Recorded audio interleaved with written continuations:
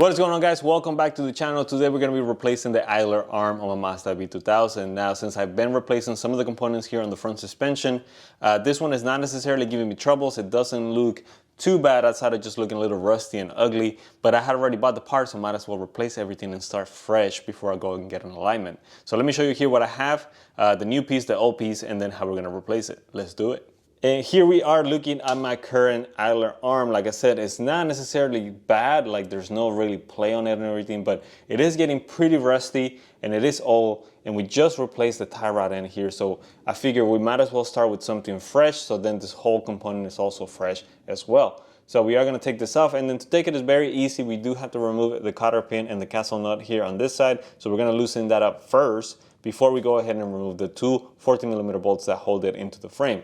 Again, super quick, super easy. So make sure you have this up in the air, nice and secure. And then let's loosen this up and use the forks to get it out before we loosen the top over here. Then this is loose, so it's ready to go. So now we need to get the 14mm nuts in here. Now there is a bolt on the other side of the frame that is attached to this bolt. Basically, it's not like it's welded on there. So keep that in mind. As you can kind of see here, you see my wrench right there. I'm holding it through this side to do the very far one on this side. So that way, it's now gonna spin. Check it out, all nice and new. So we have put the new idler arm in place. Now, one thing I wanna mention, according to the book here, the idler to frame torque spec is gonna be 46 to 69, but quite honestly, guys, I started to put just 50 pounds of torque in here, and this nut kind of pretty much got destroyed. It started eating into the washer, and it started spinning the locking washer in there. So it feels like that'll be a little too much. This one did go in there until the 50 pounds,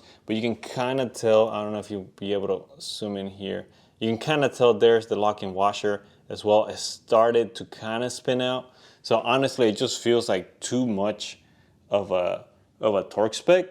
So I think I'm gonna go and find me a locking washer again and then another nut here, because this one, I don't feel safe putting this one in place. And then we're gonna do this side once again, but I think I'm gonna have to do that just at a little bit lower, maybe 40 foot-pounds. It does say that for 84 models and earlier, you're supposed to do it between 33 to 41.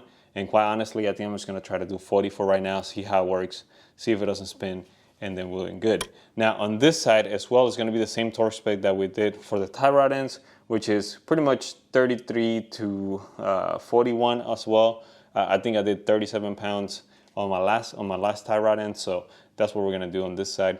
But everything else besides this one nut not going in place, it's looking good. Also, you do have to hold it on the back. Just remember that so it doesn't spin around. But all right, we got the right nut now for this side, and I ended up hitting this one at 40 pounds. I mean, it feels pretty snug. I don't think it's going anywhere. That one was already set to 50, so again, it's not going anywhere either.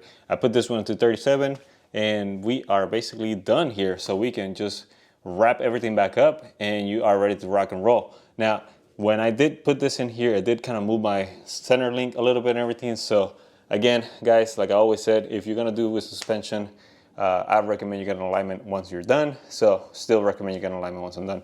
I'm gonna switch a couple other things, and then I think I'm gonna have to take my truck and get an alignment myself. So there you have it, guys. This is basically done. Now we're ready to just put everything back in place and go out for a drive.